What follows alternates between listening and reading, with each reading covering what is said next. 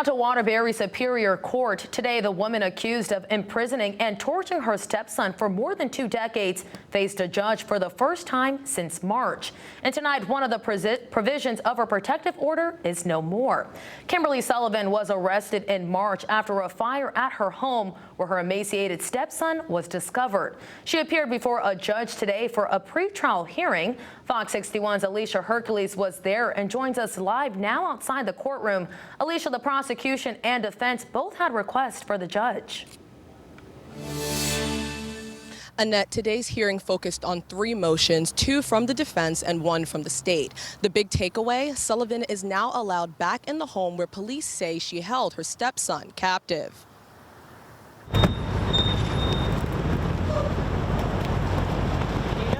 Kimberly Sullivan was back in a Waterbury courtroom for the first time since March. She faces several charges, including assault and kidnapping. Her attorney, Yannis Kaloidis, filed 2 motions. One of them calls for a change to the protective order against her. That order lists Sullivan's stepson as having the same address as Sullivan, so she was not allowed to return there to collect her things. The judge approved the request. The other motion calls for Sullivan's GPS monitor to be removed. Kaloidis says she's had several issues with the device and called it an inconvenience.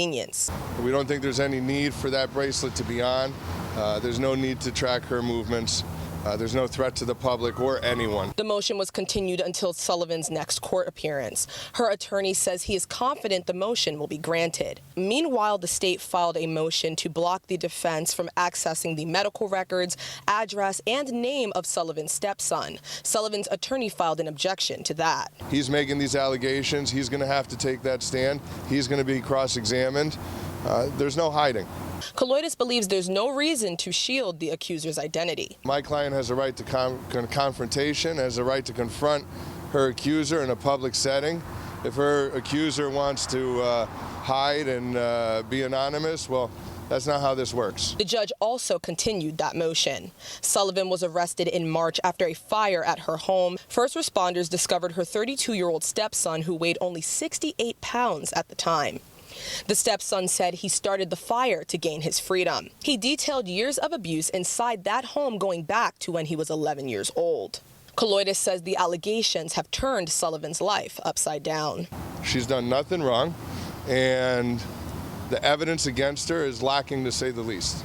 Okay, it's based on one person's allegations, and the more we dig in, the less credible they are. Sullivan's attorney says they have every intention to fight these allegations and are prepared to take this case to trial. Sullivan is expected back in court on October 31st. Live in Waterbury, Alicia Hercules, Fox 61.